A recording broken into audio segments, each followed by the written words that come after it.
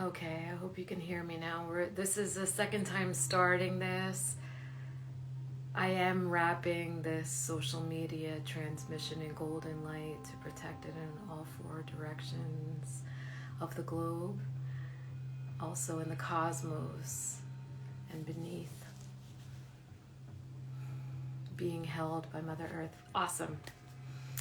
So what I was saying is that this particular topic can be very triggering, so I'm forewarning everyone that the question that was asked in this was, how do you love your body better after physical abuse? And it said specifically physical abuse, but this is very key to physical abuse and sexual abuse. And so this is something that I help my clients heal through. This is something that I've helped myself heal through. This is also something that is very personal in my own experiences and also my own journey. So I will be talking about that, but it can be very triggering for many. So it's important for me to let you know that will be the topic of discussion. And so I'm just gonna wait to see if a couple more people join, because I started way later than I said I was going to. And I want to see if we can get this, because I lost some, having to close that out and come back. It was the Bluetooth, because I had the Bluetooth still connected to my speaker.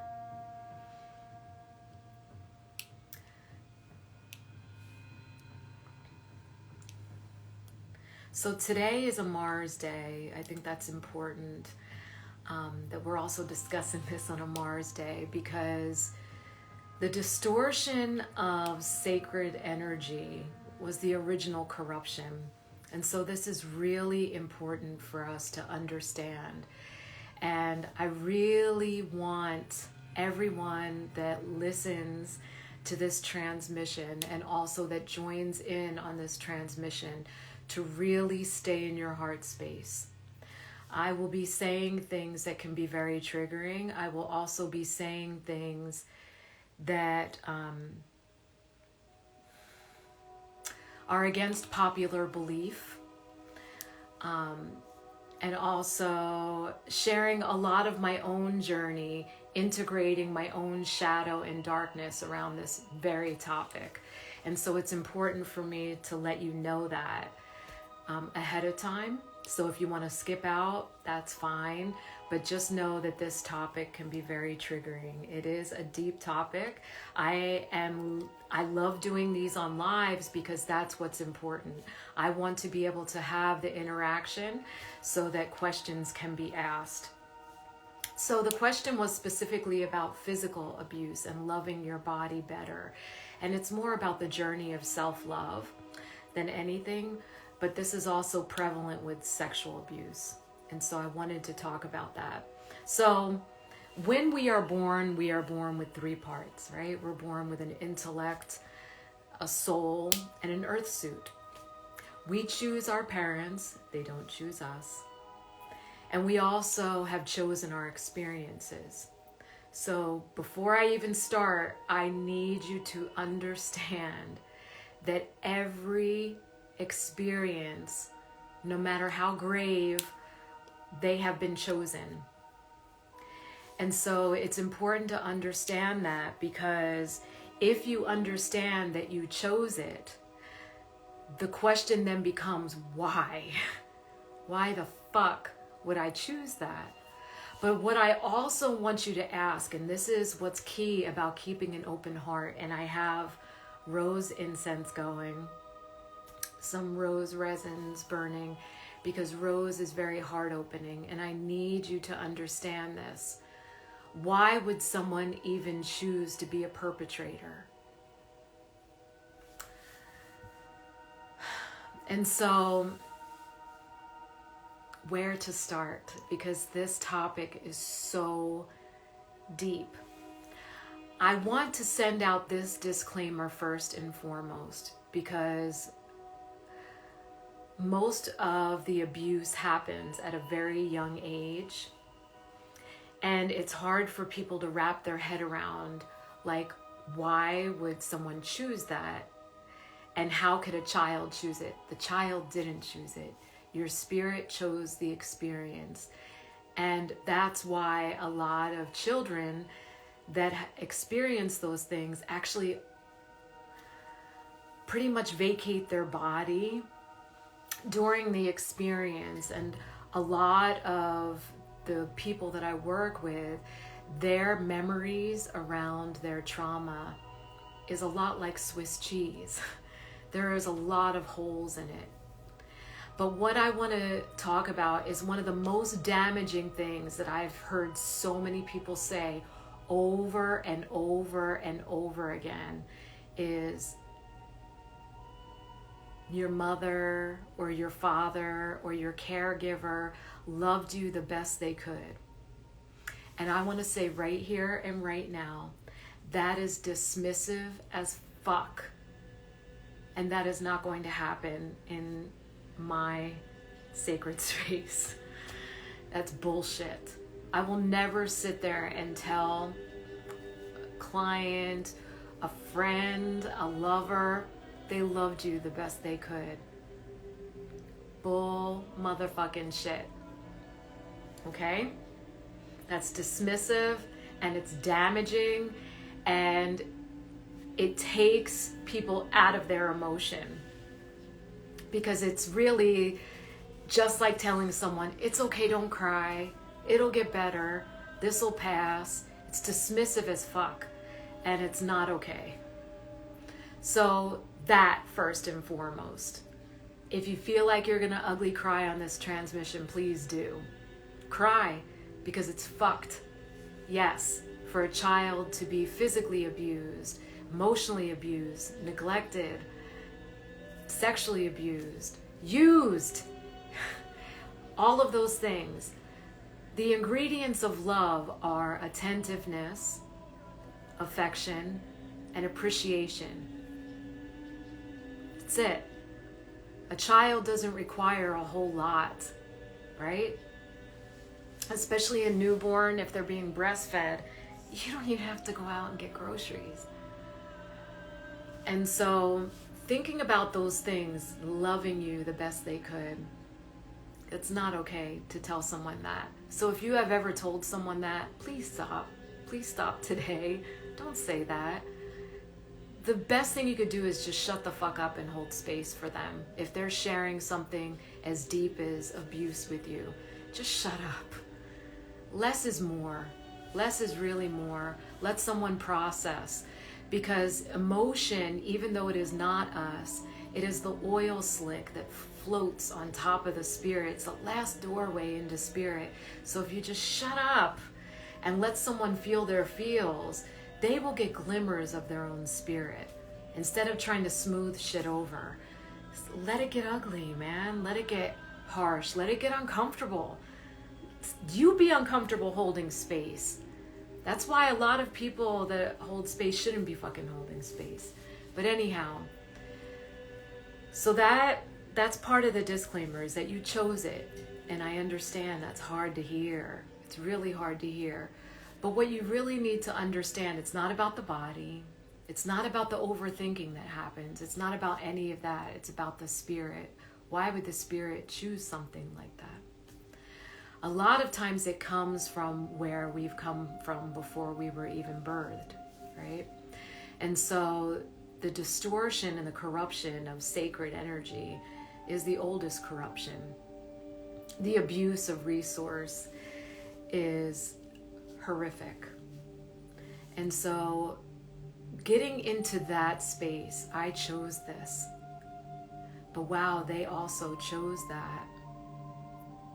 And that's also a hard path. As hard as it was for you to receive, it's as hard as it is for them to give. So feeling into that energy, because a lot of people need to find blame. And this is how they get caught up and lost in their trauma instead of healing their trauma. And I see you, Amanda. Hello, beautiful sister. So this is how you get lost in the trauma. When you create rage, right? Because you didn't let yourself feel the emotion of it. A lot of times our emotion is stifled when we're abused. And so we don't really get to process that abuse. So there are so many different types of abuse, and I want to touch on them because there really isn't like across the board any right way. We're all rivers and we're finding our way back to the sea, and there's no two rivers alike. But we need to talk about the things that are truth across the board, right? That we are all love. So everyone in the skin is vibrating at a frequency of love. And depending on their karmic load when they come in, some have a higher path than others. It's like I mentioned before, being at the DMV, right? Some of us have been at the DMV longer than others and will be done before others. And some are not. And most of the people that commit the abuse are not lacking a soul. So this is important for you also to know, because so many people say, oh my God, they're demonic, it's so dark, and they commit these crimes, and it's not even that. You need to understand this, because even like the death penalty, or people who perpetuate their own rage and say that they want to destroy, like pedophiles, for instance, because I've been on that path as well. And that's important to also discuss if you really want to hear that part of my own journey. Wanting to destroy the suit doesn't destroy the energy.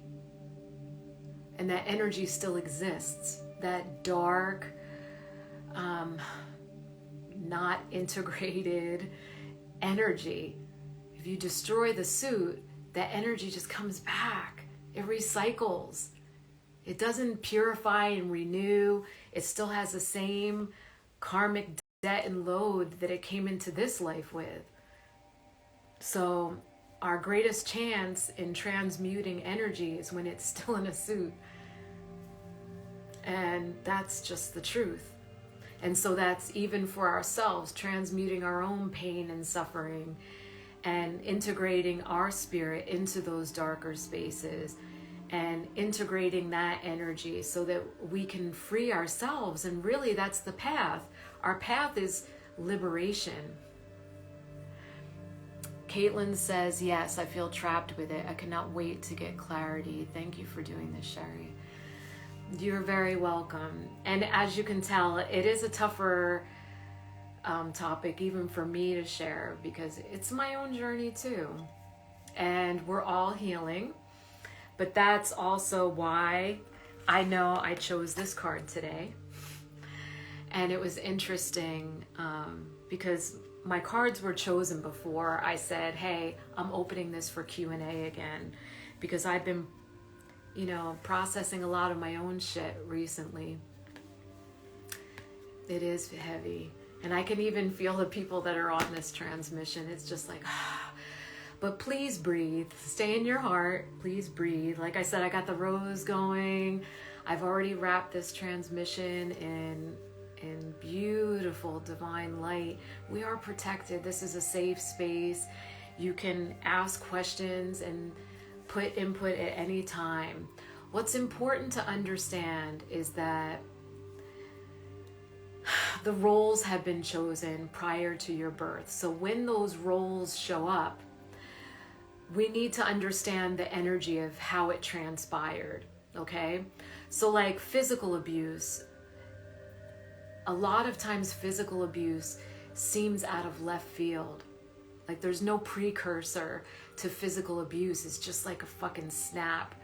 And those children, unfortunately, learn to walk on eggshells, learn to edit, learn to be pleasing, learn to be people pleasing, learn to lose themselves. And it's all self-abandonment. So even though you may feel forsaken by the abuser, the real abandonment happens in here. And it's the fracturing of the spirit, constant chiseling away at the resilience. And what makes one person different than the other? What makes someone who turns that pain into power and someone who turns that pain into the suffering of others? And that is the bit of not losing yourself. Being able to grasp at that one little tiny bit that still exists, that you know, like, okay, this is fucked, but I know that there's still this tiny bit of myself that is connected and tethered to the original dignity. What is original dignity? And really, the whole process of the human experience is to achieve that again, to become the child, the original dignity, the newborn that gets messy and never for a second believes himself to be unworthy of love. That's dignity. Being able to still feel lovable no matter what occurs.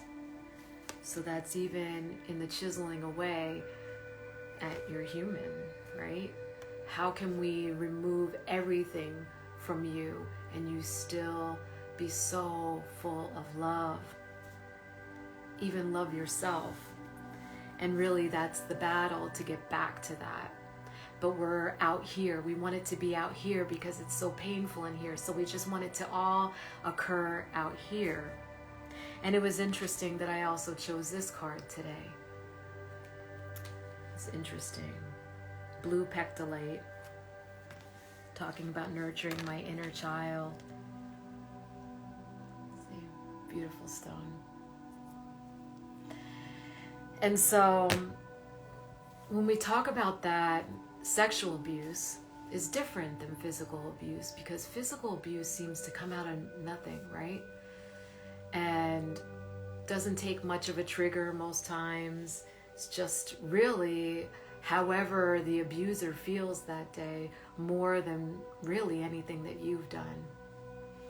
And sexual abuse is very insidious because it can also come just for no reason at all. And there is no such thing as a child inviting that, okay? They are trying to normalize that. It is not fucking okay. But what a lot of people don't talk about when we're healing sexual abuse is the grooming process that happens with children. And I'm not talking about babies that get abused, because there's no grooming process with babies. But I'm talking young children like myself when I was first grade, to be groomed, coming from a home where I was completely ignored most times. And grooming can feel a lot like love to a child that doesn't receive the 3 A's: attention, appreciation, affection. And so you become an easy mark, right? And so chiseling away at your own protection mechanism, your spidey sense, right? Because that then becomes, it was my fault. I betrayed me. Because leading up into it, I was fully enjoying the attention. I was fully enjoying the appreciation. And then what happens? And so it can be self-deprecating to revisit that energy, and instead of integrating it, develop loathing for yourself, for your deep spirit loathing. Like, how dare me desire that so deeply, like I invited it. It was my fault. And a lot of that energy is what becomes the promiscuity and messy, messy, messy sacred energy, which also feels purposely done, right? Because in the collective, that's the original corruption. Why are we taking the sacred out of that sensual energy that really is us and our nature? That's why we chose being human, because we wanted to feel all the feels, right? We didn't want to be in suffering, continual loops of suffering. And so the furthest part of ourselves, because we have to heal we have to heal the spirit, but it's always directed out here because it's so painful here and we don't want to be human anymore. Can I just get out of my fucking body? Because this is what caused it. This is what's causing the suffering. I don't suffer in spirit. I suffer in my human. This is the suffering. Can I get out of the fucking suit? Can we take the suit off? All right, can I destroy shit out here so that the suit can feel better? Would that make me feel better? Or can I self-avoid enough to make the suit feel better? Because remember, all the feels are not even you either. But the emotion of it is the closest bit to spirit. And so the greatest gift of self-love is to allow yourself to feel what you're feeling, like really feel it. Let yourself get uncomfortable, because that current that lives underneath of the discomfort is your deepest desire. What is your deepest desire and your highest vision for your spirit? But you got to start out here to really figure out if you're even aligned with spirit anymore, right? So a lot of people try to turn that on the environment, because everything out here, even though it's not real, it's you. It's some manifestation of you, right? And so I'm going to ask the people that are on this transmission right now, when you look out into the collective, into your environment, how do you feel in your environment? If you give it one word, how do you feel in any environment, in public, in society?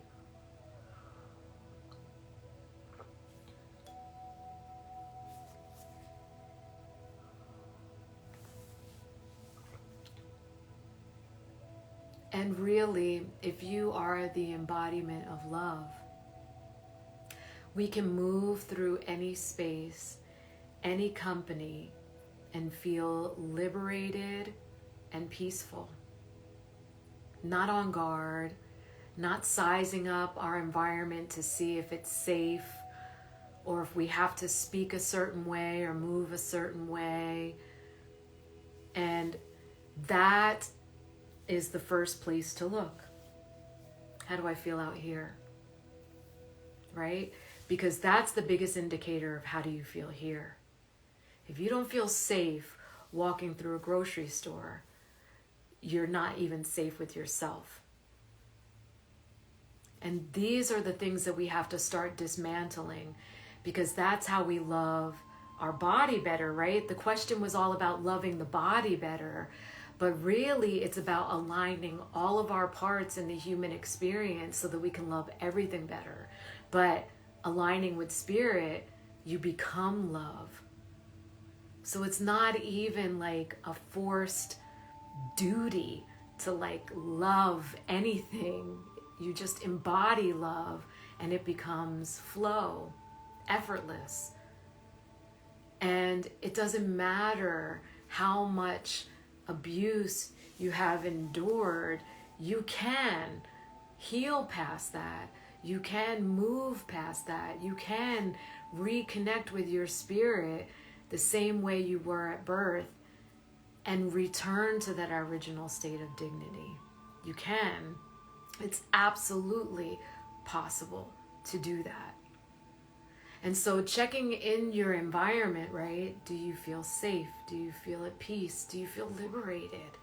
Do you feel that you can be the same person in any environment and in any company? That's the environment. And then in your exchanges, are there some that are more triggering than others, right?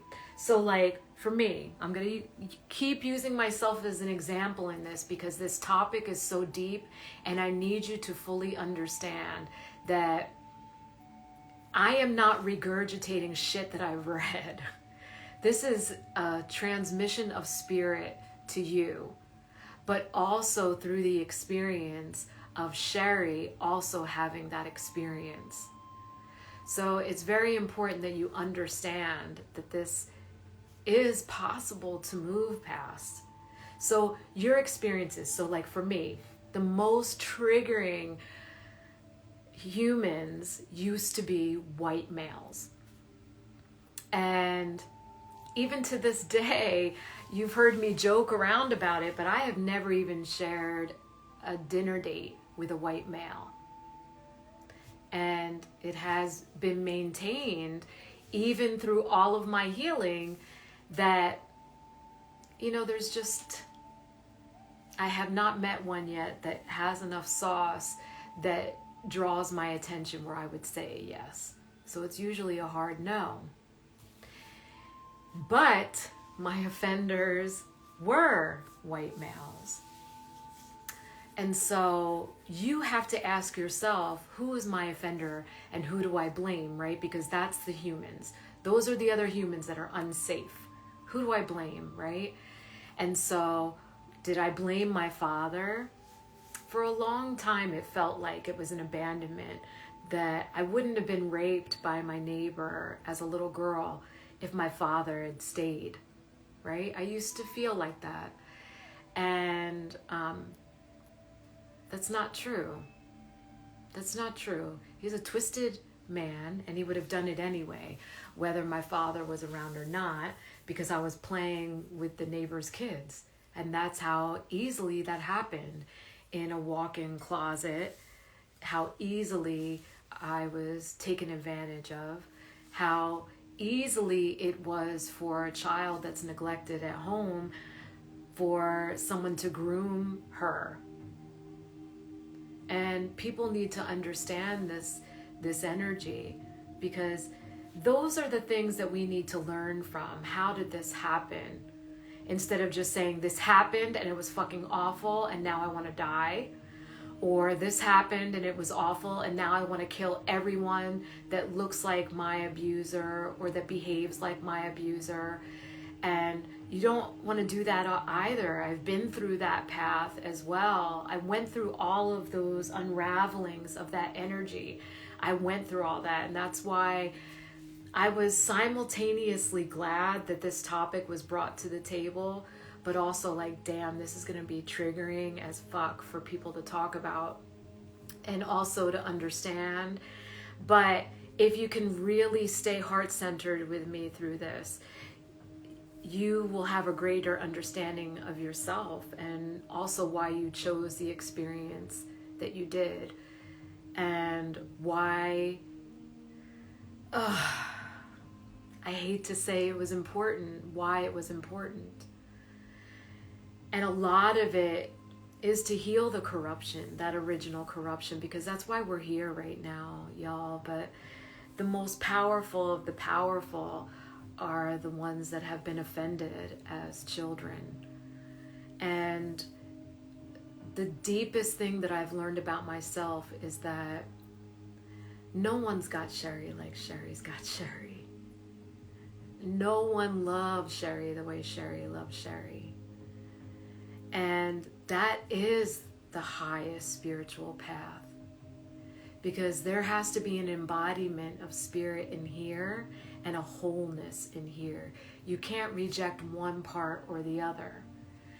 And so it wasn't just my neighbor that did that. It was my 4th grade teacher. It was older boys once I got older. It continued to happen even in my 20s. I ended up being raped by a client that I was in charge of sales for FedEx, and this guy constantly asked me out, and I always said no, until one day he showed up at my house. And what was crazy is that I had this beautiful Rottweiler. She was amazing, and she was losing her shit. She was outside, and all of these little whispers, I was like, something's not right, something's off. And I asked him, how did you know where I lived? And he said, I promised I wouldn't tell. And so these manipulations, like, how do I get in? How do I get her to trust me? By making her think that someone she trusts told me, right? And so I look at all of these things like, how did this happen? And I always found some way to blame me. And abused children will do that a whole lot. We normally don't start blaming people outside of us until we've done all the blaming in here. What's wrong with me? There's something horribly flawed in me. Like for myself with my own mother singling me out of 4 children to just ignore. And so it made it easy for the neighbor to groom me. Here's this girl starved for attention, always alone. Even at a young age, my playground was the cemetery behind my house. And always like that. So an easy mark, right? And so you start to think like, damn, it was her fault. It was my dad's fault for not being there. It was my mother's fault for being neglectful. And you want to blame everybody else. And then you go through the whole, I want to kill all pedophiles. And everybody wants to agree to that. You know how many people, I mastermind the most awful network, a vigilante network. I mastermind this. I dreamt it up from the time I was a young woman. I moved out to Arizona by myself when I was very young, 19, by myself, cross country, didn't know anybody out here, and planned to become a school nurse so that I would have access to abused children to find out who their abusers were. Because I knew the most insidious abusers never get caught. The most insidious abusers slide under the radar because they're loved by their families. They're protected by their families. They're needed by their families. So yeah, the most insidious abusers fly under the radar. But as a school nurse, a psychic school nurse, that'd be easy. Easy for me to find out who they were.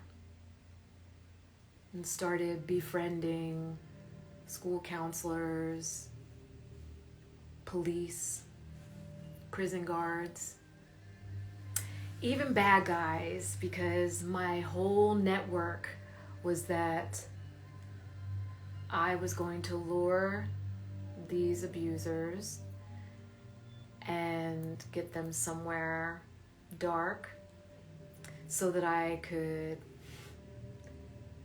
fight them. Yes, 5'2" Sherry.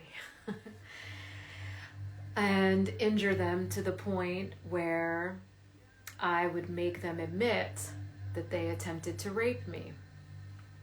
This is why. Because rapists are not segregated in jail.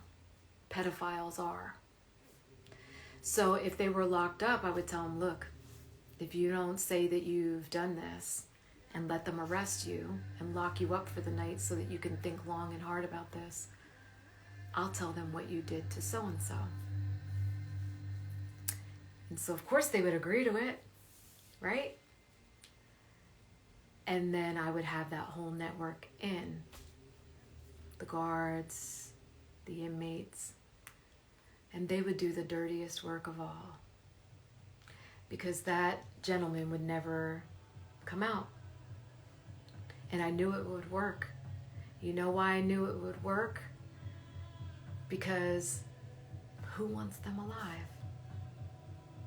Especially with this sheer percentage of people who have been abused as children. The sheer number of people who have been abused as small children. And so I worked hard. I said, okay, how can I get into other schools? As a school nurse here, how would I be able to get into other schools? So I created a program around using inhalers. because actually greater than 90% of kids who are use inhalers don't use them properly. So I created a program where I would go to these schools, visit the schools, and I actually created little certificates for these kids, used a puppet, taught them how to use their inhalers, and got to travel into different schools and meet these kids, these amazing kids, these damaged spirits, and teach them about their inhalers. But I could feel them all, and I said, wow, this is actually easier than I thought. And then I fell in love with someone who had a dark path at one point, and was recovering dark person, recovering gangbanger. Never really told me everything that he had done, all the horrific acts that he had committed, but nearly died and had a scar that ran all the way up his back and to the center of his cranium. But I didn't care. Who would care when I had mastermind this ugliest, most darkest plan that nobody knew about? Why would I care about his sketchy past, right? Gangbangers kill other gangbangers. What's no harm, no foul? They're all doing dirt, right? But he was on the mend doing good stuff. He was a graphic artist. And I never even shared with him my whole mastermind plan and idea. Never, not once. Nope, it was private. And actually, I didn't even share this for the first time until 2 years ago. Was the first time I shared it. And it was more about, I'm going to expose my darkness so that it cannot be exploited, so it cannot be used against me, and so that it cannot consume me. And so the soul sister that I shared it with, she said, is that the best you got? And I was like, it's ugly. I was crying because it was the first time I had ever shared it. And she said, come on, you didn't do it. And I was like, and I feel like I should share it, but I'm afraid to, because I know when people hear it, it's going to speak to their darkness, and they're going to say, it could work. And it's crazy. Nah. So his name was Gilbert Alanis, and he was murdered, shot 6 times in the face. And it took his death for me to really start to understand. And this like dark things will happen, right? And it really took his death for me to start to understand, like, I need to work on me. Like, this is fucked. Because I loved him. But obviously, because that wasn't a carjacking, even though the Phoenix News tried to say it was a carjacking. People don't get shot 6 times in the face in carjackings. That was revenge. That was personal. And I started to think, God, here I am wanting to kill someone's dad because he can't control himself and he's damaged too. And here I want to kill someone's dad. And then what's going to happen to them? And what's the domino effect of that? And here I was robbed of somebody that I love, but he probably did hurt a lot of people. Like, what did he do? I don't even know. I never asked. I didn't give a fuck. I never asked. And so this is what I really started to look at. Like, okay, I knew, like, Sherry has always known in her deepest knowing, because I've always been psychic, I've always been spiritual, everything happens for a reason. Everything happens for a reason. And I know that I choose my experiences. You chose your experiences. We choose our parents. We choose horrific shit sometimes. I know, I get it. But why? The why is what's important. We should never stop asking why. Why? Why would I choose that mother, that father? Why would we live next door to that neighbor? Why did he do it to his own daughters? Sons, because he had two sons, two daughters. Or was it just me? Or was it just the neighbor girl? And did I hate my body? I didn't really hate my body at that point. It was more like I wanted to hide my body. I really wanted to hide my body, but I became hypersexual.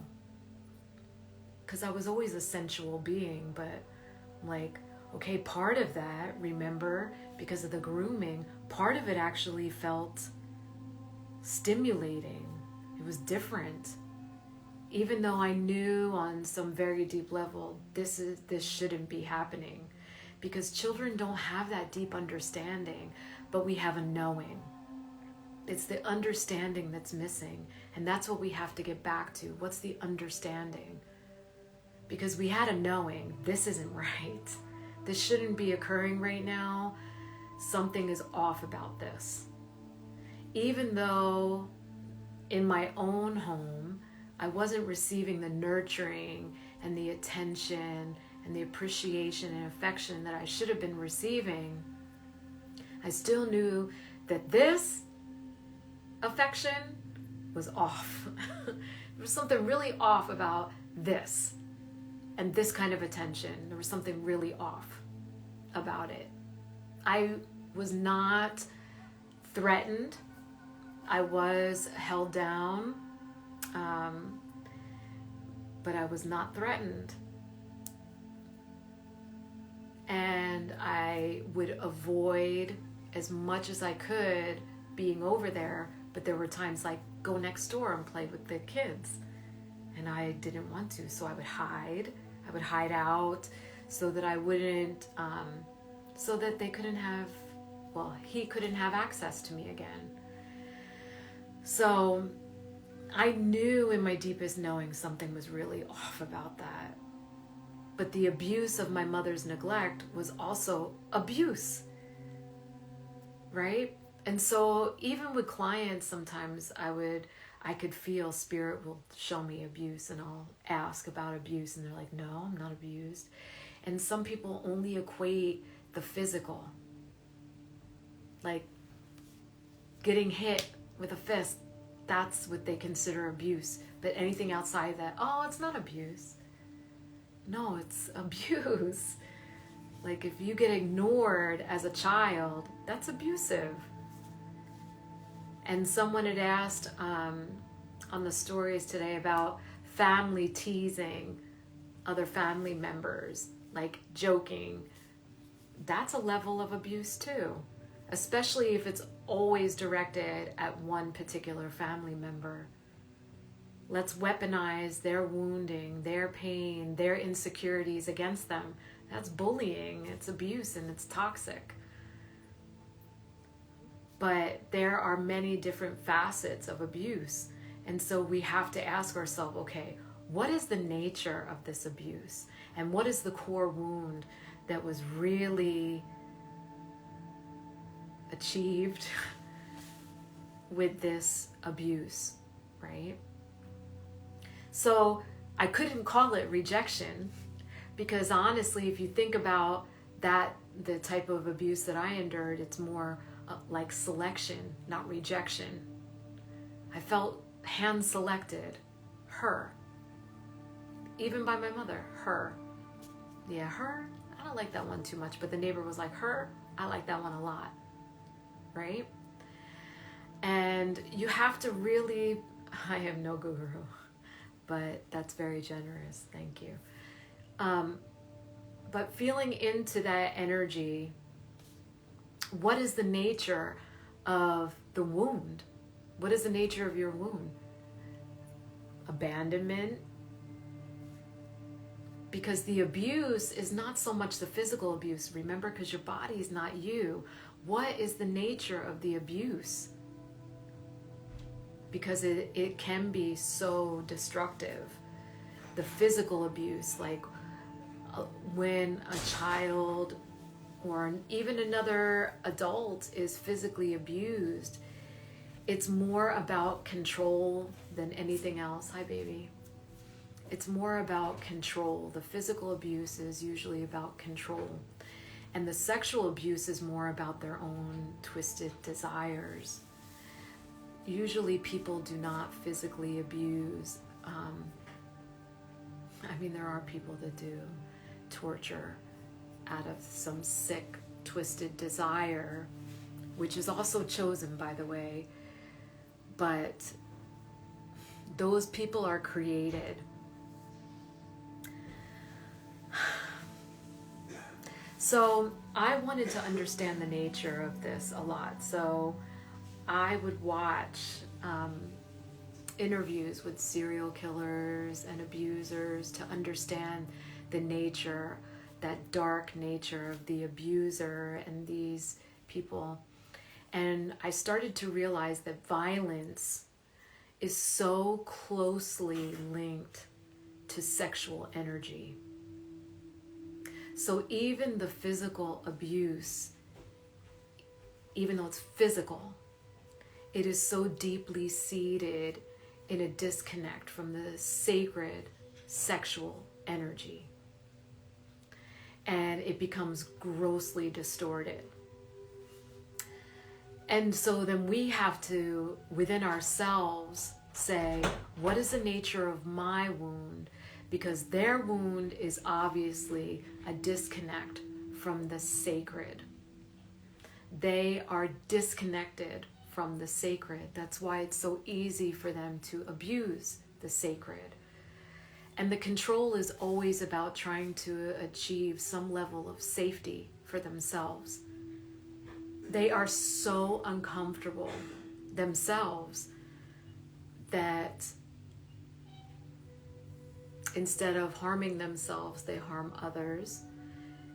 And in nature, it's almost like a relief for them. And it is deeply sad. I understand that, but most abusers have also been abused. And so that's the question too. How do we not become that?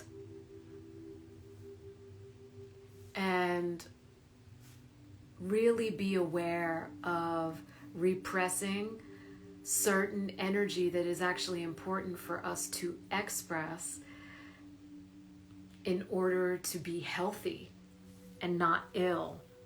I'm not even talking mental illness. I'm talking about physically ill, because we repress certain energy. And so feeling into that, I'm going to plug in my phone because I see the battery going low. Hang on a second. Sorry. There. It's a little, sorry, it's crooked. I just don't want my battery to die during the video. Sorry. I don't know why I did that. Okay, let's see. No. Come on, come back. Let's go. That's the light because it's dark in my room. Okay. It's like really crooked. Sorry. Ow! Now, come on. Seriously. Oh my goodness. I don't understand why it's doing that. Okay. Sorry. All right. So for some reason, it wants to keep flopping, and I'm going to see how I'm going to get this. I'm so sorry, you guys. This is like...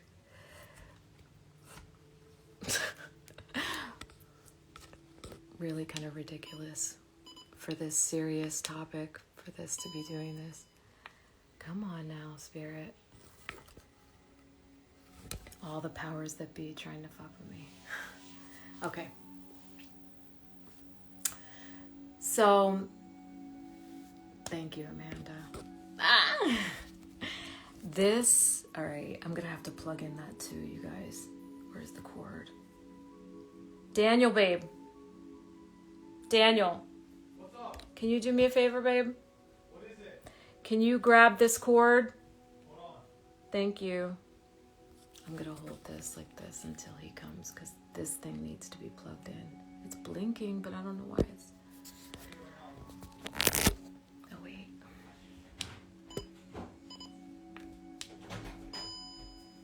What cord? That thing. Give it to you. Because I think this thing is dying. I'm not sure. Is that all? Yeah, thanks, babe. I appreciate you. That's my baby boy. Okay. That's my son. Now, hopefully the phone doesn't die, because I only have one box. So, but it was more important for that, because I don't want the phone flopping. That's crazy. Okay. Okay, thank you, Kathy. Thank you, Caitlin. Thank you, Amanda. Y'all are so sweet. Okay, so feeling into the energy of your own wound. Most of the time, abuse wounds are about rejection, but feeling completely flawed. Like, why was I chosen? And we don't ever see the selection process as something good. So we actually become adults who continually loop ourselves in suffering of self-fulfilling prophecies of not being chosen. And so when you start to see that wounding coming up again and again, because we're not putting ourselves first, because on some level we think we're flawed. This is why this happened to me, because something is terribly imperfect about me. Something is terribly disgusting about me, that I was chosen for this behavior, or I was chosen for this abuse, right? It's not really rejection. It's not really abandonment. We do that to ourselves.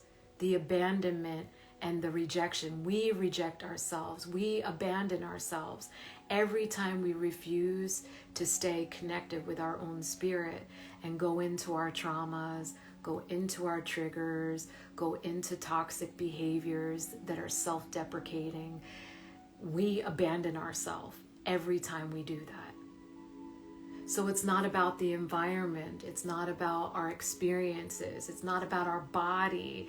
And it's not even about our emotions. It's about the self-avoidance.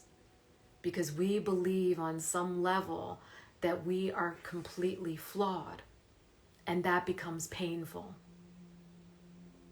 So feeling into that energy, like there's something wrong with me. And I'm going to be in this relationship and they're going to find out. They're going to find out that there's something horrible about me. And then I'll be all alone. And then I'm going to be completely forsaken. And they're going to know that my abuser was right. That's all I'm good for. So let me do it to myself. Let me abuse myself. Right?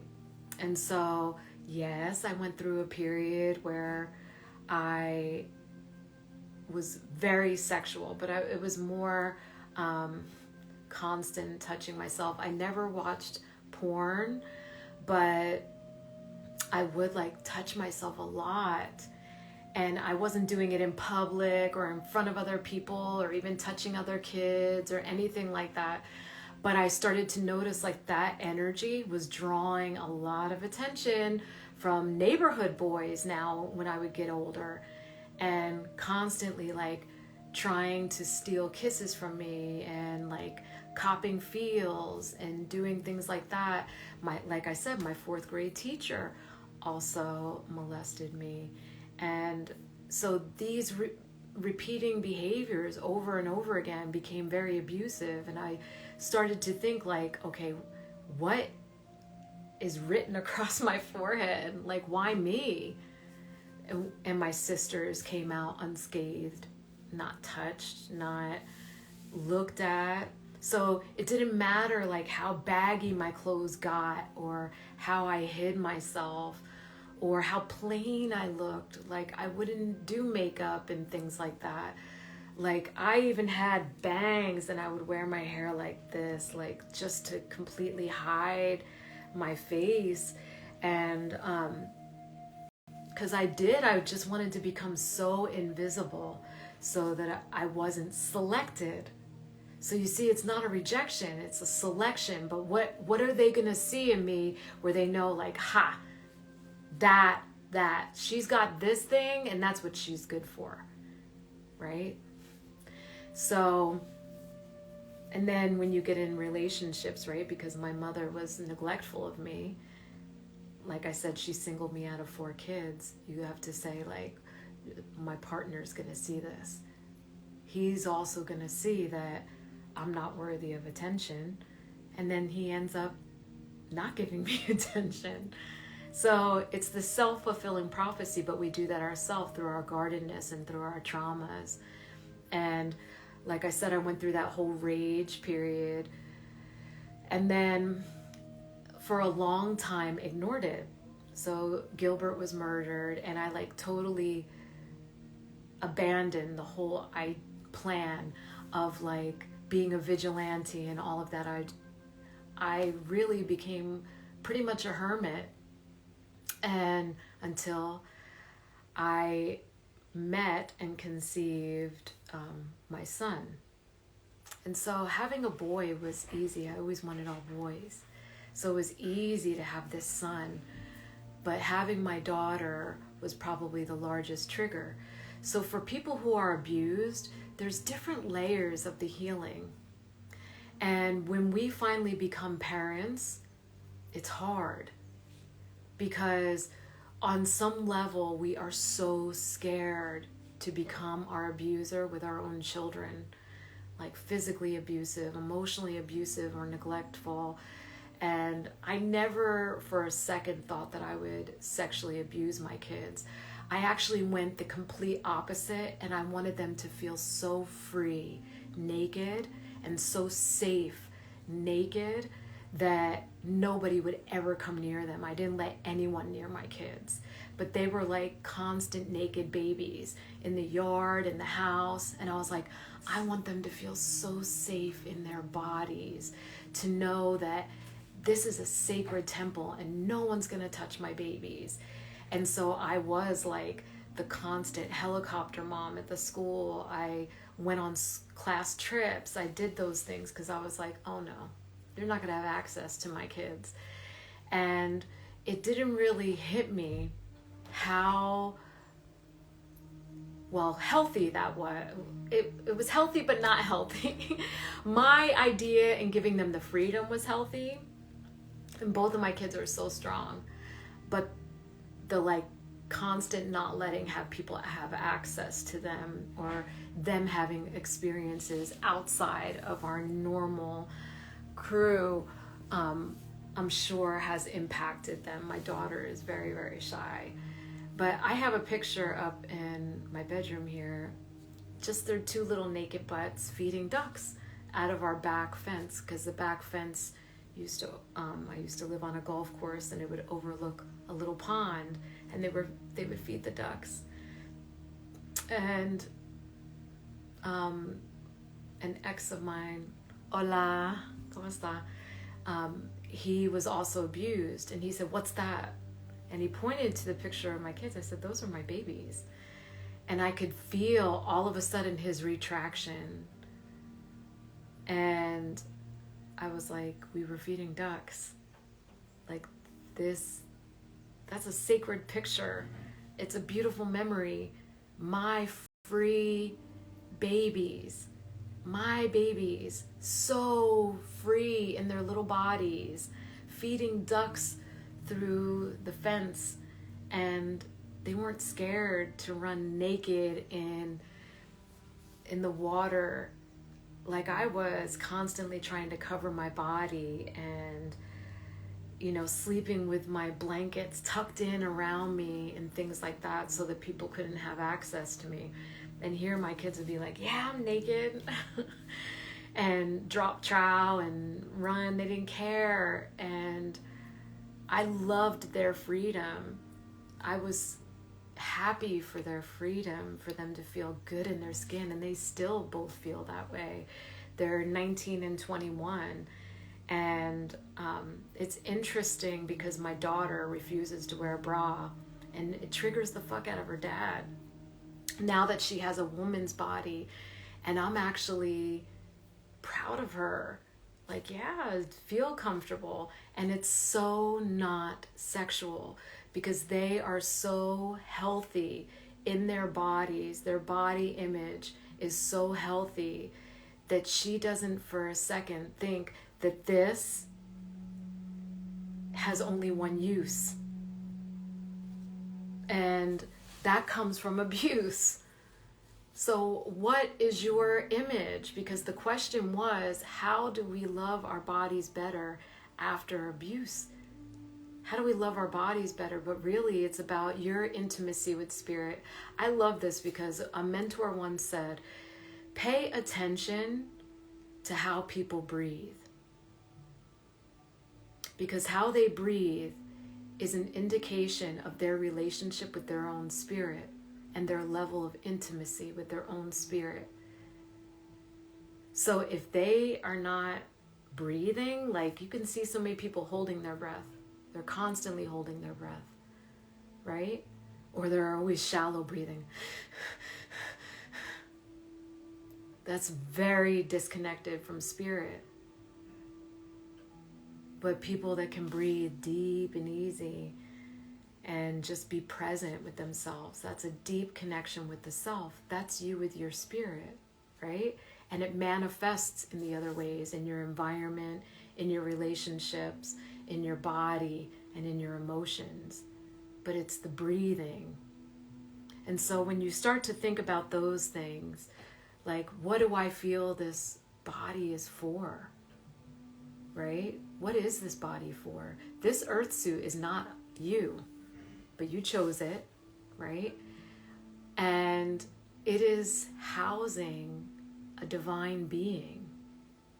That's what it's for. Anything else is just happening. It's just occurrences.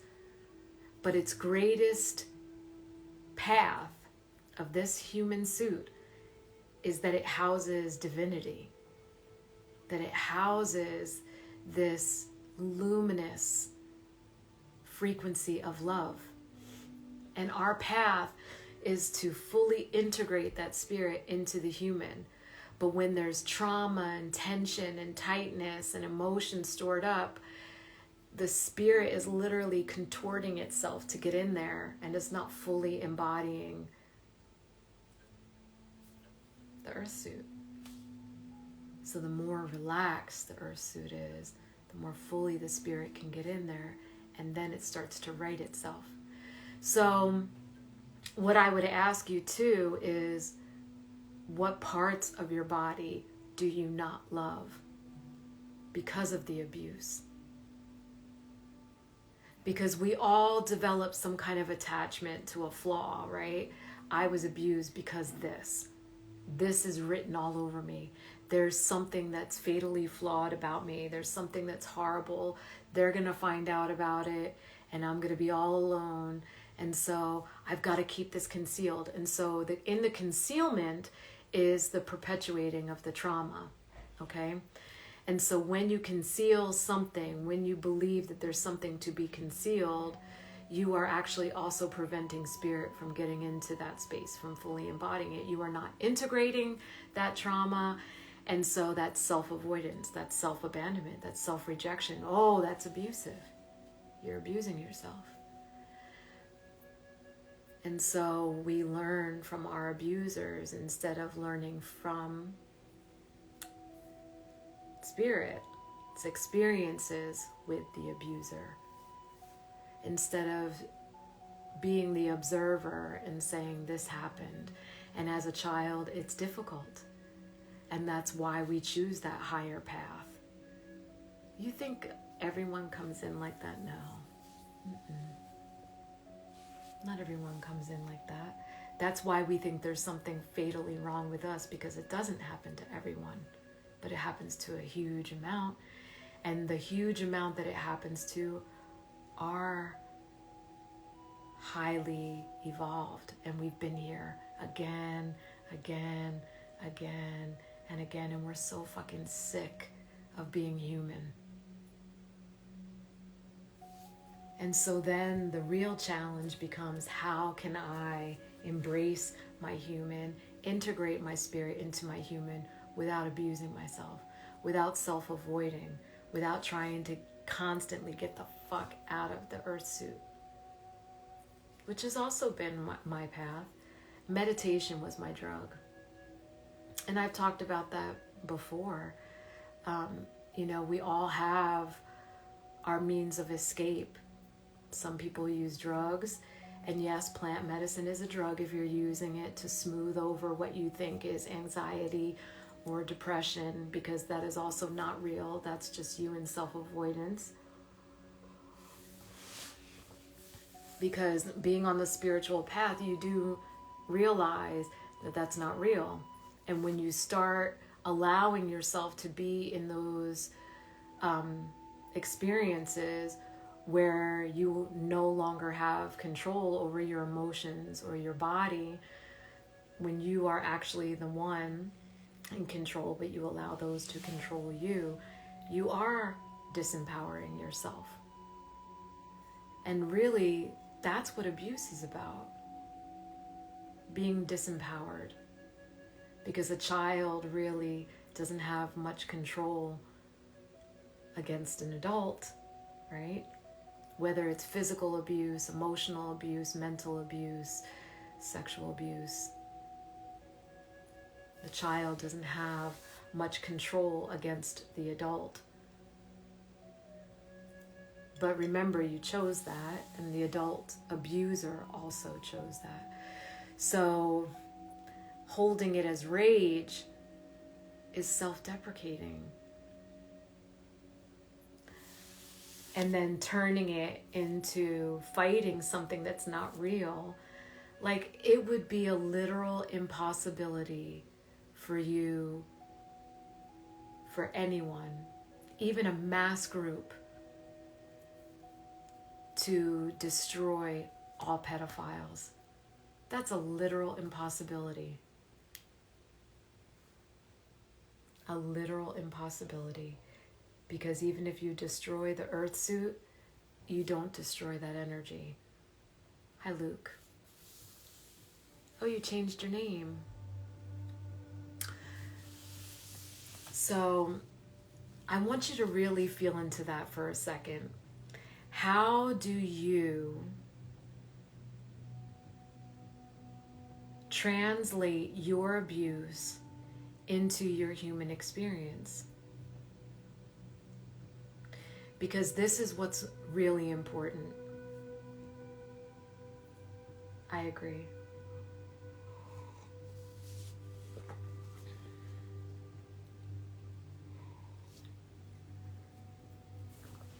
This is good tea. How does it translate into your human? Do you turn it against yourself? Do you turn it against others?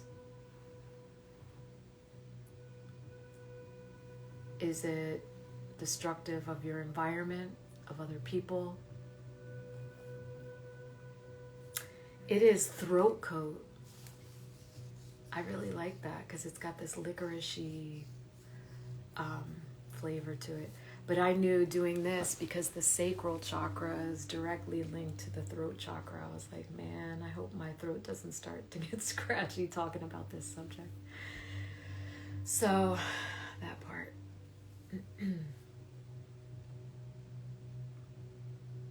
No, it's what is it called? Traditional Medicinals. That brand.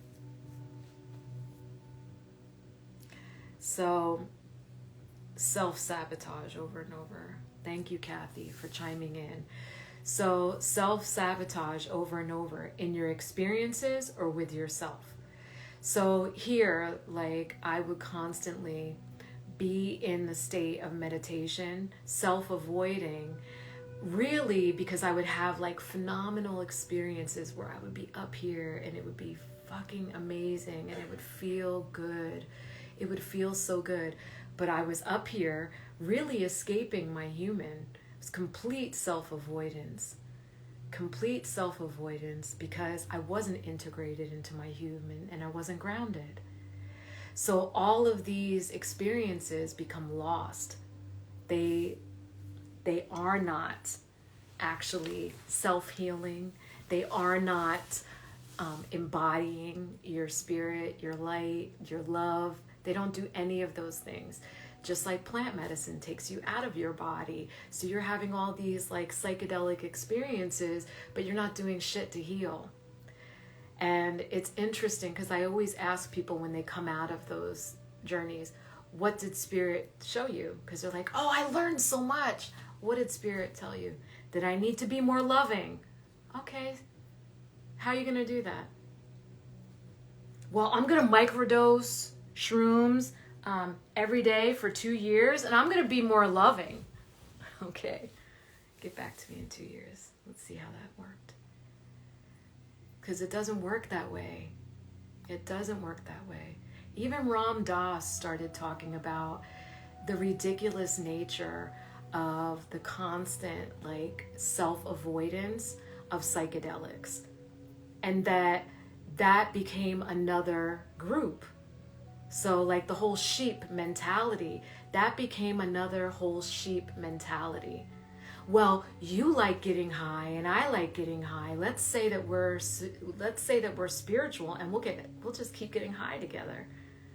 And he couldn't stand it because he said he was constantly feeling like he was chasing that high, but he couldn't maintain that level of spiritual awareness without being high.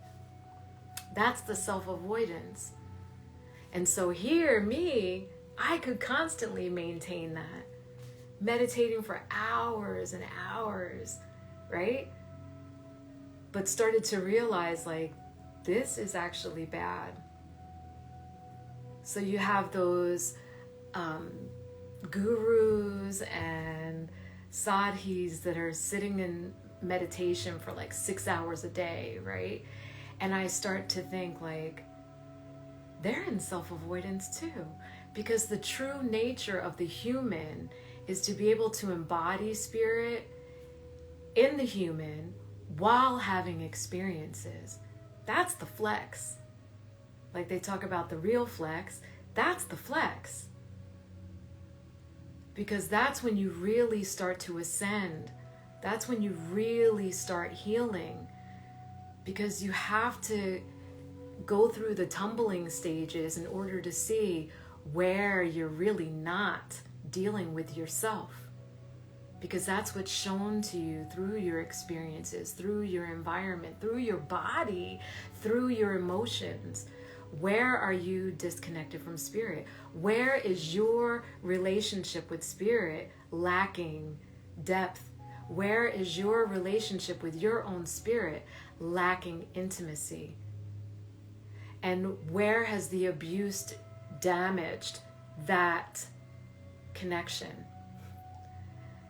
And that is where you need to start chiseling away at that. So it's not necessarily in the body, like as the question posed, like how do I love my body better after being abused? It's not that. It's how do I not keep trying to escape my body after being abused? How do I stay in my body and really like push past the discomfort of being in this dense ass suit and feeling like on some level that I am fatally flawed because I was abused. How do I do that? How the fuck do I do that?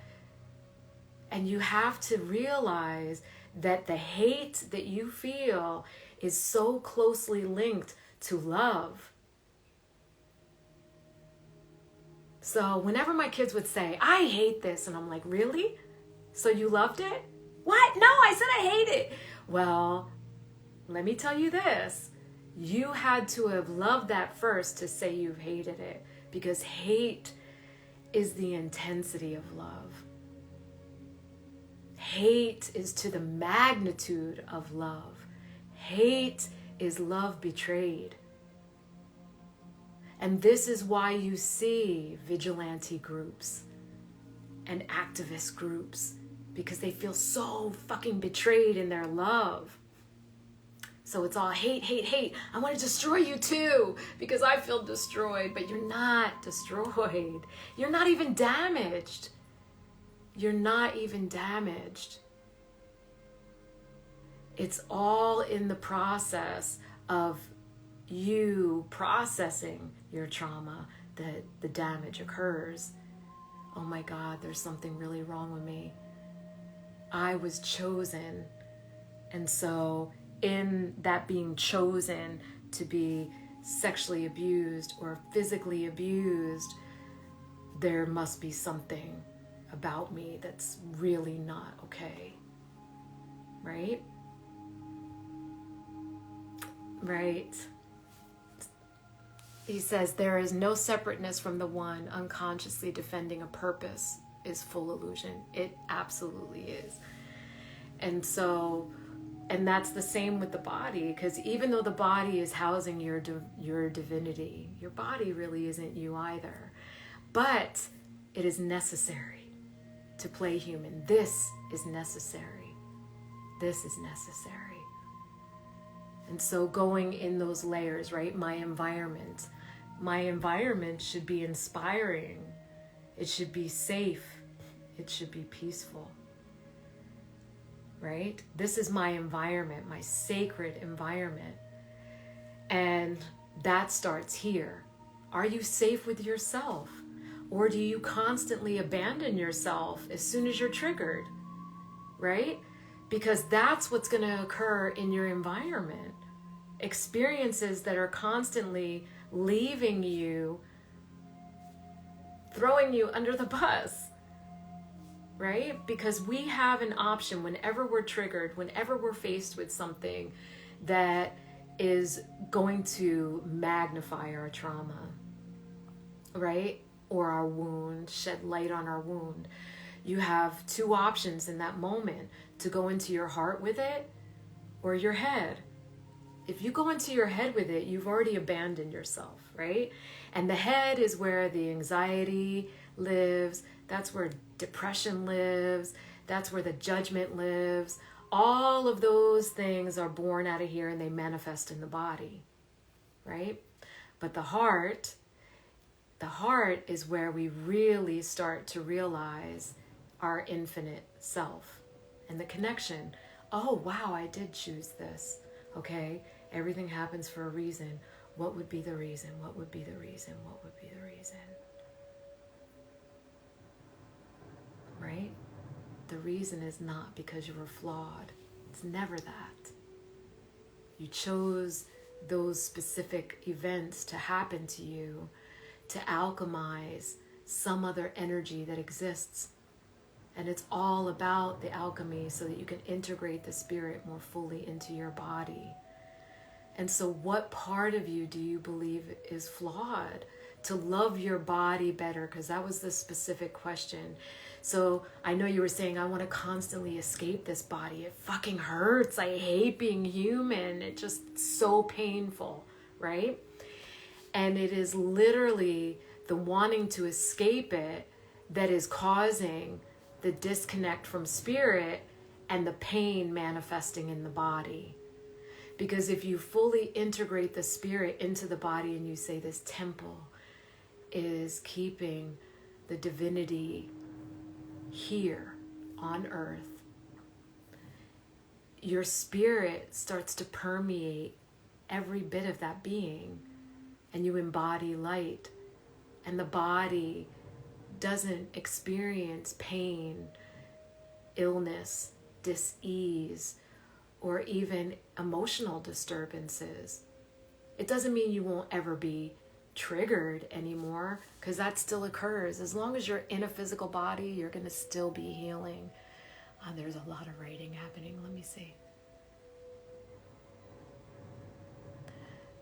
Amanda says that is why self-avoidance never feels feeling, and we do so many different things to avoid that we never find it. Yes. So that's a perfect point, Amanda. Self-avoidance doesn't feel feeling. It actually stimulates pleasure centers too, and so it's a very shallow feeling. It takes you out of the true depth of feeling. And so, like I've always said, emotions are like that oil slick that float on top of spirit, right? That's the last doorway into spirit, is the emotions. That's the last peeling of the onion to get fully into your spirit. So that's why it's so uncomfortable when you're in your deepest feels. And self-avoidance doesn't bring you into those. It's always some shallow experience of emotion. And so, yeah, you don't find it. And you can't find it in avoidance. You can't. It's a literal impossibility. And that's exactly what Ram Dass talked about. And I appreciate that. But it's interesting how people, it's the same idea that people use when they're talking about religious texts, whether it's the Talmud, whether it's the Quran or the Bible, the Bhagavad Gita. Like, they love taking quotes out of context and twisting shit. Just like the Rumi quote I said, look, don't get it twisted. Read that exactly how it's supposed to be read. But people love twisting text to say that. So when you see things by Ram Dass, a lot of like the plant medicine people will always be talking about him talking about that, but don't go in his later years when he was actually more ascended talking about that's not the way. Like, you can't do that. So it's about healing past the different steps and stages of healing. It doesn't mean that you're completely forsaken. We have a long life to do this, and there's no such thing as time. We got nothing but time. And our energy is what we need to work on. And so when we are in our bodies, working on integrating our spirit into our body, like I said, we're all rivers.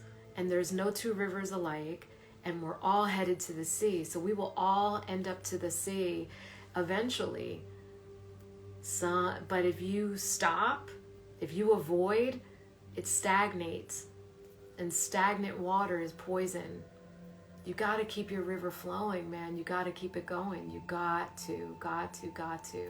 And it's about allowance. Deep self-love of allowing and appreciating yourself where you're at when you're there.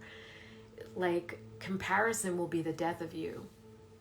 You can't look like me and see my 3 siblings who weren't neglected and say, okay, what do they have that I don't?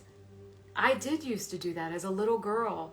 My sisters had black hair and olive skin, and I was the only one that had like the reddish hair and freckles. And I was like, is it that? Is it because I'm the plain Jane of the sisters, of the girls, that, I don't know, I'm the ugly duckling, my mom doesn't love me? Like, I didn't get it. I didn't understand. But then, like I said, here's the neighbor who selected me, said her, I like her. Where my mother said her, I don't like that one. So it's not about the rejection or the abandonment or the selection. It's about how we process that, what we think about that. It's our own judgments and the programming that we create around the pain. Why did this happen? And that's how we keep ourselves in continual loops of suffering. I hate this body. Ugh.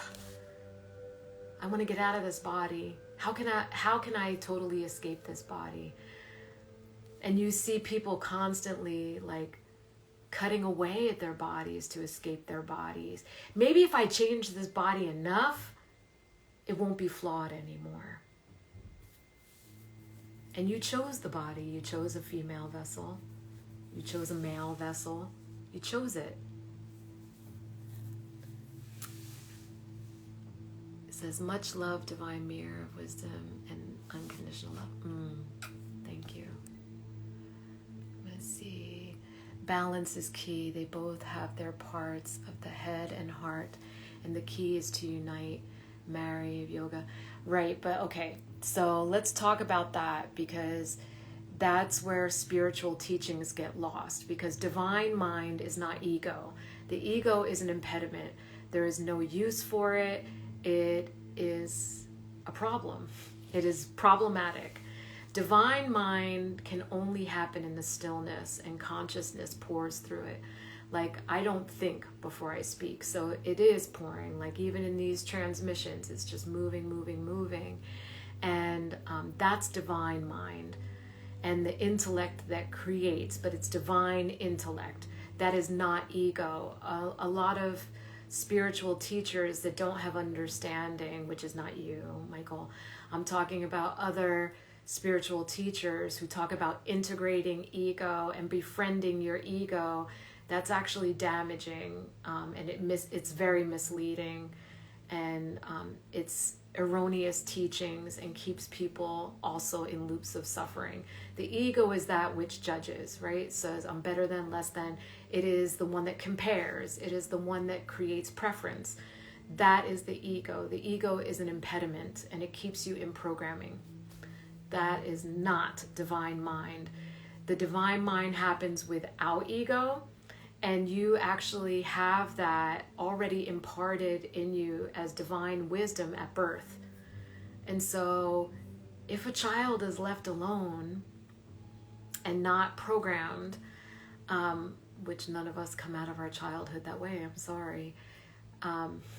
Though my kids fared pretty fucking well. It's interesting to see that level of self-awareness in a very young person, where they know why they're here, what they're here to do, what they're meant to do, and it just pulls things through like a visionary. There's no thought process that has to happen. There's no overthinking that happens. There's no anxiety. There's no depression. There's no suffering, and it's beautiful. And so, yes, the balance is to be in the integrity, which is the wholeness of spirit. Amanda says, I feel I chose these experiences in this life because they have happened so many times to me, but I never healed them and self-avoided. But this time it's so much I have to stop and let myself be still. Yes. And hurt and heal. Yeah. And it's not about, okay, because the hurting, the agonizing, and there was a whole period of time also that I was in this, I craved self-destruction. And I didn't do self-destructive things per se, like I never would do like drugs, but like I'm a New Yorker, I would go and like take subways in the middle of the night. And I never got mugged, never got murdered, but on some level I was just like, and what? And if it happens, what? Because I never wanted to actually like commit suicide, because psychically I knew I would come right back into the same experiences. But I was like, but if I don't kill myself, does it then admonish all of this pain of this human experience? And Spirit was like, nah, girl, you have to do it the right way. We're not going to let you off that easy. Michael says, I think many confuse feeling with surface sensations, and they listen to lesser avatars or masks of intellect, missing the inner intelligence. Yes, only accessed with deep surrender and deep trust. And that is the self-avoidance. And that is why we suffer, because the trust doesn't happen here. And it has to happen here first. And then we will have experiences that are trustworthy, that we feel safe in, and that we are actually able to surrender outside of ourselves as well.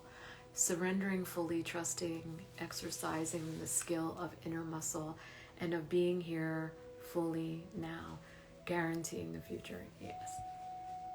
Presence is the only way, because now is the only thing that's real. And so when you're coming into the experience, heart-centeredness anchors you in the now, because this is the torus of energy that connects us to everything that is. This is the bridge. The heart is the bridge between our earthly self and our ethereal self, but it's also what connects us to all the other experiences in humans. Michael says exactly, the brain/ego serves as a servant to the heart. Hearts, you are a gift of gifts. Oh, thank you. The feeling is mutual, Michael. Thank you. So what I would actually ask right now, oh shoot, why is it not? The person that originally asked the question, I would like you to privately send me a question or a comment. And if there is anything that's still mulling through your experience right now, let's talk about it. So if you hit the question mark thing, it'll actually do it anonymously, and you can type it in, and I can share that so that we can talk about it. So if you need to do any shadow work here, we can do it publicly so that it can be witnessed by others publicly, and so that we can work through that, because I know you were saying the physical body. So I will tell you, the presence, like Michael said, is of paramount importance. And the reason why presence is of paramount importance is because nothing exists outside of now. And so anchoring yourself in all of your senses first in the body, right? How does it look? And I talked about this on other videos. How does it sound? How does it smell? How does it feel? Right? Taking a deep breath, and then how does it feel? Anchors you in your physical body. And then in that, connect with your physical body. And the most important exchange that you can have with your physical body is how you breathe, how you move, and how you bathe. So are you breathing deeply? And the deep breath actually starts beneath the belly button, because the lobes of the lungs are huge. They stretch all the way from down here up into the shoulders. And if you are not really filling the lobes of the lungs, your body is fighting for oxygen, and that is painful. It actually acidifies the body, and the body's supposed to be alkaline.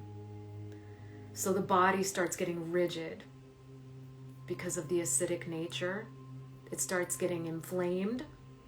So you would end up with headaches.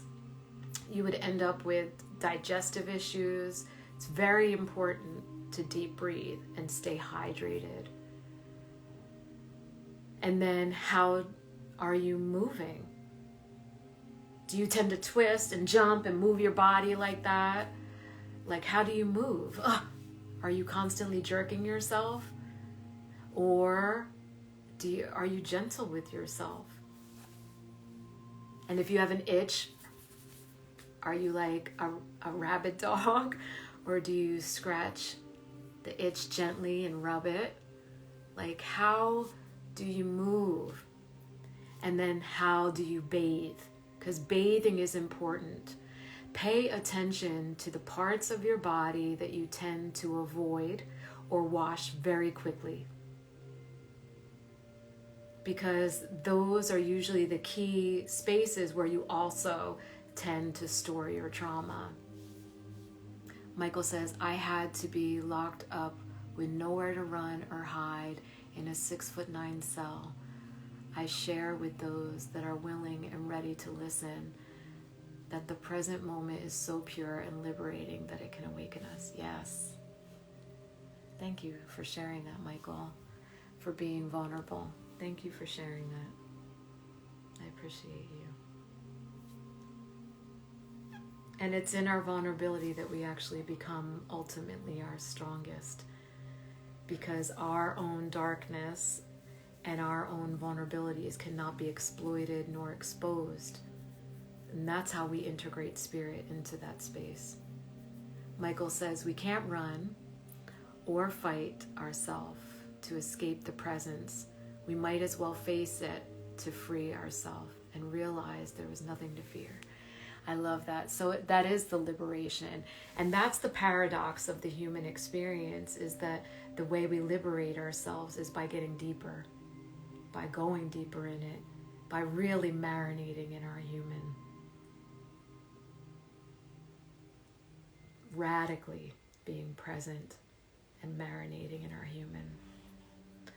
So I'm not getting the question. Does anyone else have questions? So asking about maybe your experiences, something that's showing up in your experiences that feel abusive, and how does that actually relate to your abuse? Things that are showing up in your environment that feel like abuse, that are mirroring your abuse. Your body, energy that's not moving through your body, or that is moving through your body, that's manifesting as illness, disease, pain, and then your emotional body.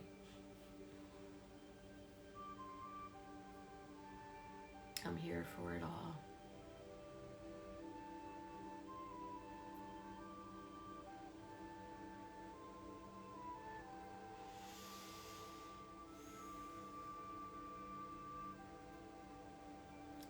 Violence is not the way. Rage is not the way. When we really start to realize that our loathing, our deepest hate is directed at something else, because we are really in this self-deprecating spiral of self-loathing, then we stop. And we start to realize that we do deserve love, and so loving yourself is the way to do that. And we don't always get closure with our abusers. We don't, sometimes because the abuse is transient, we don't even know our abusers sometimes. Michael said, treasures that can't be boxed in with thought is awaiting us. We are multidimensional and are here to realize what hasn't even been thought or experienced yet. Yeah. And that is infinite. Infinite, though many people try to pretend to know what infinite is. Infinite means beyond measure, unknowable, unfathomable. You cannot fathom exactly what is possible to bring heaven on earth. Unknown, known, or to illuminate the unconscious and make it conscious, aware of the gifts that are waiting to be opened by trust. The surrender, the presence with self.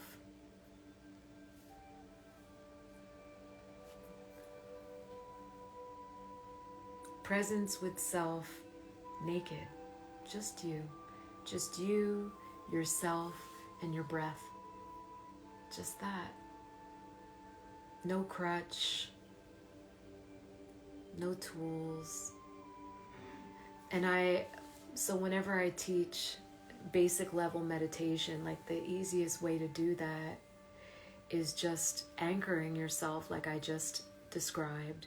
And if you could do that just once a day, one time a day, and take a deep breath in that space, just once, you will crave it more and more. And it will be something that you will desire.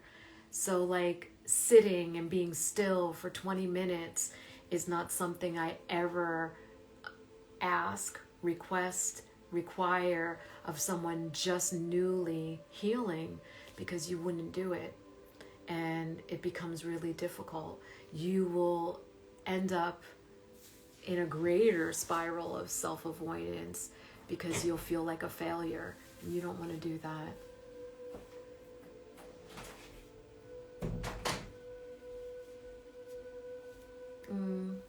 Yes, love to you and your beautiful wife, Alice. And thank you.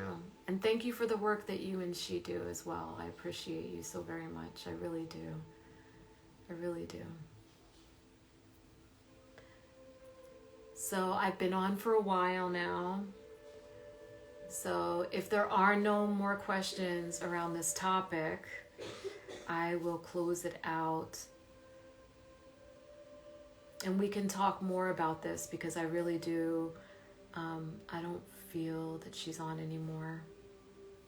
So I want to really get her input to make sure I answered her question and touched on everything that she wanted me to touch on.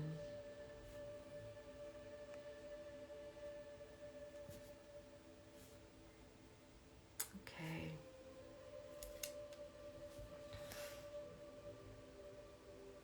I want to thank you all so much for sharing this time and space with me, your most valuable commodity. I so appreciate you, and what an honor.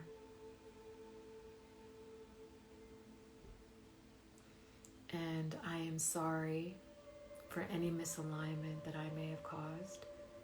Please forgive me. Thank you for this opportunity. Thank you.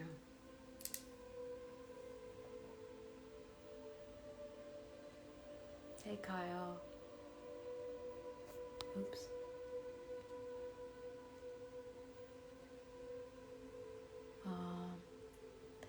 Yes. Thank you. So all of you rest peacefully. It's late. I love you. I love you. I love you.